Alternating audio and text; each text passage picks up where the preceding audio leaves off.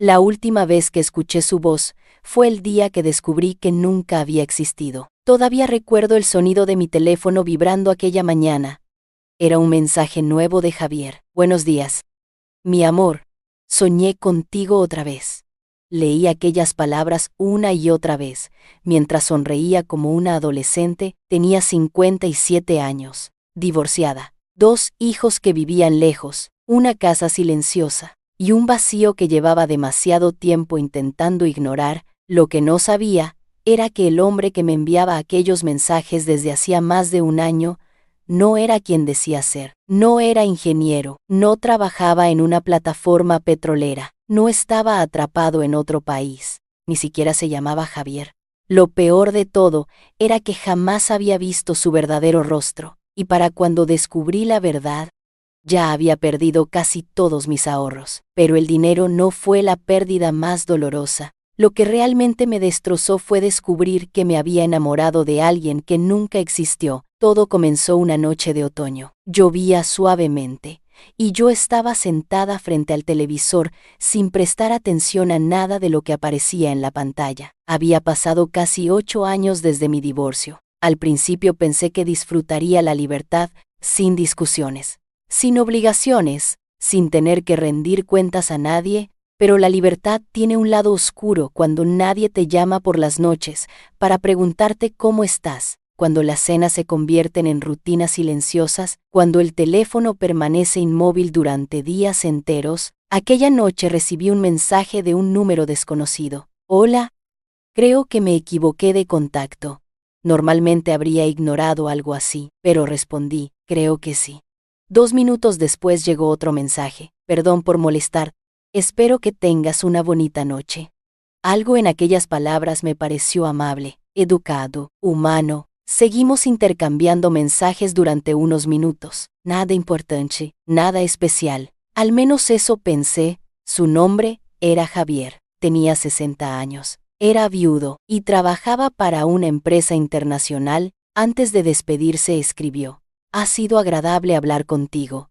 No imaginaba que aquella frase cambiaría mi vida. Durante los días siguientes, volvimos a escribirnos. Después de una semana, ya intercambiábamos mensajes cada mañana. Después de un mes, hablábamos durante horas. Me preguntaba cómo había dormido, qué había desayunado, cómo me sentía. Pequeñas cosas, detalles insignificantes. Pero cuando llevas años sintiéndote invisible, esos detalles pueden convertirse en algo enorme. Mis amigas comenzaron a notar el cambio. Sonreía más, me arreglaba más, parecía feliz. Y, por primera vez en mucho tiempo, realmente lo era. Javier sabía exactamente qué decir. Nunca olvidaba una fecha, nunca olvidaba una conversación. Recordaba mis flores favoritas, mi comida favorita, incluso recordaba historias que yo misma había olvidado. Era atento, cariñoso, paciente. Parecía perfecto, quizá demasiado perfecto, pero entonces ocurrió algo extraño. Cuando le propuse hacer una videollamada, puso una excusa. La conexión aquí es terrible.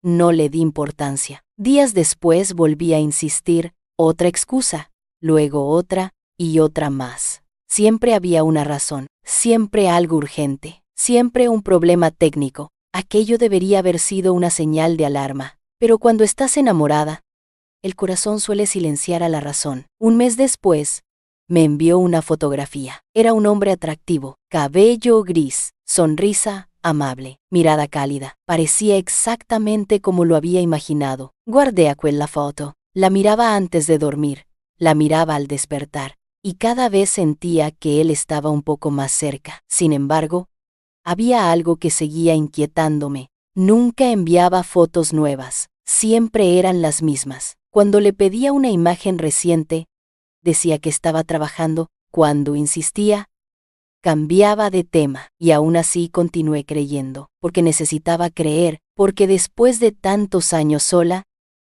alguien finalmente me hacía sentir especial. Entonces llegó el siguiente paso, las llamadas. Su voz era profunda, tranquila, reconfortante. Hablábamos durante horas, sobre nuestros sueños, nuestros miedos, nuestros hijos, nuestros recuerdos, y poco a poco comencé a imaginar un futuro. un futuro que incluía a Javier. Una noche me dijo: cuando termine este proyecto, quiero viajar para conocerte. Aquellas palabras hicieron que mi corazón se acelerara. Por primera vez parecía real, tangible, posible. Comenzamos a planear nuestro encuentro. Elegimos un restaurante, hablamos sobre los lugares que visitaríamos. Incluso discutimos dónde pasaríamos nuestro primer fin de semana juntos. Pero 2 semanas antes del viaje ocurrió algo inesperado. Javier desapareció. Durante 3 días, no respondió a ninguno de mis mensajes. Ni una palabra, ni una llamada, nada. El miedo comenzó a crecer. ¿Qué había ocurrido? Estaba enfermo. Había tenido un accidente. Le había pasado algo terrible. Al 4.º día apareció, y la historia que me contó cambió todo. Dijo que estaba retenido en un puerto extranjero, debido a un problema administrativo. Sus cuentas estaban bloqueadas temporalmente. No podía acceder a su dinero. Necesitaba ayuda urgente. Cuando terminé de leer aquel mensaje, sentí una punzada en el estómago. Era la primera vez que me pedía algo, y también la primera vez que dudé seriamente de él. Sin embargo, Javier parecía desesperado. Me envió documentos, capturas, correos electrónicos. Todo parecía auténtico, todo parecía convincente. Solo necesito un préstamo temporal. Eso fue lo que escribió. Te devolveré cada centavo cuando llegue a España. Pasé toda la noche sin dormir. Mi cabeza decía una cosa, mi corazón decía otra, y al amanecer, tomé una decisión que todavía me cuesta admitir. Le envié el dinero. No era una cantidad enorme, pero era suficiente para demostrar confianza. Javier lloró durante la llamada, o al menos, parecía llorar. Me agradeció una y otra vez. Dijo que nadie había hecho algo así por él, y durante unos días me sentí orgullosa de haber ayudado, hasta que llegó una segunda petición, y luego una tercera, y después una cuarta. Cada problema parecía peor que el anterior. Cada emergencia parecía más urgente. Cada explicación parecía más elaborada, pero algo ya no encajaba. Y una noche, mientras observaba una de sus fotografías, descubrí un detalle que cambiaría todo.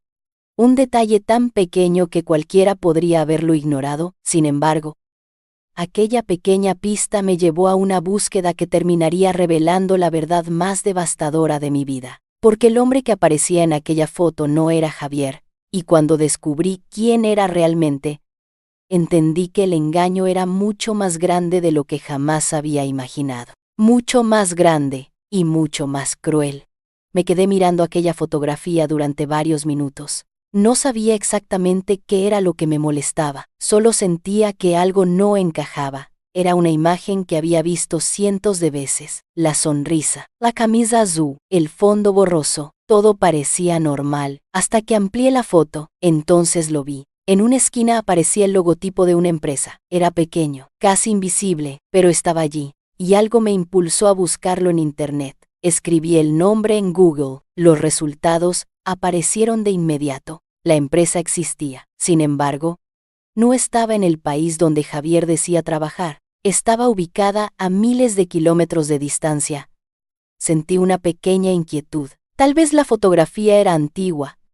Tal vez había trabajado allí antes. Tal vez existía una explicación lógica. Aún así, seguí investigando. Por primera vez en más de un año, decidí comprobar algunos detalles de su historia. Y cuanto más buscaba, más preguntas aparecían. Aquella noche apenas dormí. A la mañana siguiente, recibí su mensaje habitual. Buenos días, mi amor. Antes, esas palabras me llenaban de alegría. Ahora provocaban algo diferente. Duda. Respondí como siempre, intentando que no notara nada. Necesitaba saber la verdad. Necesitaba pruebas. Porque una parte de mí todavía deseaba estar equivocada. Todavía quería creer que Javier era real. Durante los días siguientes, observé cada conversación con atención. Empecé a notar cosas que antes había ignorado, pequeñas contradicciones, detalles que cambiaban, historias que no coincidían. Una vez me dijo que había estudiado ingeniería en Madrid. Semanas después, mencionó haber estudiado en Valencia. Cuando le pregunté por una ciudad donde supuestamente había vivido durante años, respondió de forma vaga, como si nunca hubiera estado allí. Mi inquietud crecía, pero también crecía mi miedo, porque si mis sospechas eran ciertas, tendría que aceptar algo terrible. Tendría que admitir que me había engañado durante más de un año. Y eso era difícil, muy difícil. Los estafadores no solo roban dinero, roban la ilusión, roban la confianza, roban la versión de nosotros mismos que existía cuando todavía creíamos. Una tarde decidí hacer algo que nunca había hecho. Subí una de sus fotografías a un buscador de imágenes, solo por curiosidad, solo para tranquilizarme. Al menos eso me repetía. Esperé unos segundos y entonces apareció el resultado. Mi corazón se detuvo. La fotografía pertenecía a otra persona, un hombre canadiense, viudo, jubilado, sin ninguna relación con Javier. Sentí un frío recorrer todo mi cuerpo. Volví a intentarlo, con otra foto y luego otra. Los resultados fueron los mismos. Todas habían sido robadas. Todas. Me quedé inmóvil. Durante varios minutos no pude respirar con normalidad. Era imposible, no podía ser verdad. Habíamos hablado durante más de un año. Habíamos compartido secretos, sueños, miedos, lágrimas. ¿Cómo podía ser falso? Pero las pruebas estaban frente a mí, y todavía quedaba algo peor por descubrir. Aquella noche Javier me llamó. Escuché su voz, esa voz que tantas veces me había hecho sentir acompañada. Y por primera vez sentí miedo, porque ya no sabía quién estaba al otro lado. Te noto distante, dijo. Su tono era suave, cariñoso, exactamente igual que siempre. Estoy cansada, respondí. Seguro que solo es eso. La pregunta me puso nerviosa.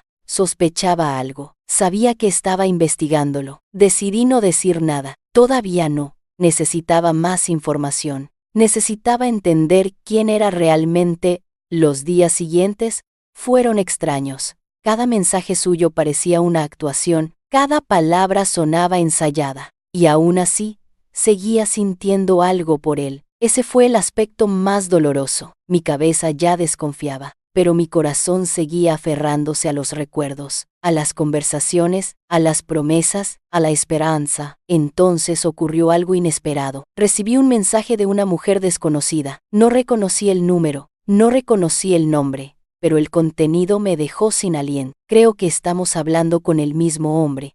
Leí la frase varias veces. Sentí que el suelo desaparecía bajo mis pies. La mujer se llamaba Teresa. Tenía 62 años. Vivía en Sevilla. Y comenzó a contarme una historia aterradoramente familiar. Un hombre llamado Javier, viudo, ingeniero, trabajando en el extranjero, promesas de amor, problemas financieros inesperados, solicitudes de ayuda económica. Era exactamente la misma historia, palabra por palabra, como si alguien hubiera copiado mi vida. Durante 2 horas hablamos por teléfono, y lo que descubrimos fue devastador. No éramos las únicas, existían más mujeres. Muchas más. Algunas habían perdido miles de euros. Otras habían vendido joyas. Una incluso había hipotecado su vivienda. Todas enamoradas del mismo hombre, o mejor dicho, del mismo personaje. Aquella noche apenas pude contener las lágrimas. No era una historia de amor, era una operación cuidadosamente diseñada, una maquinaria emocional, una trampa, y nosotros éramos las víctimas. Sin embargo, todavía quedaba un misterio. ¿Quién estaba detrás? Era un hombre, un grupo organizado, una red internacional, nadie lo sabía. Y entonces Teresa me reveló algo que hizo que todo se volviera aún más inquietante. Ella había conseguido una cuenta bancaria utilizada para recibir transferencias y había contratado a un investigador privado. Lo que descubrió cambió por completo el caso, porque el dinero no terminaba en Europa. Ni siquiera permanecía en el mismo continente. Seguía un recorrido complejo que atravesaba varios países. Y en el centro de todo, aparecía un nombre que jamás habíamos escuchado. Un nombre que podría llevarnos hasta la persona responsable de destruir nuestras vidas. Cuando Teresa me lo dijo, sentí una mezcla de esperanza y terror. Por primera vez parecía posible descubrir la verdad.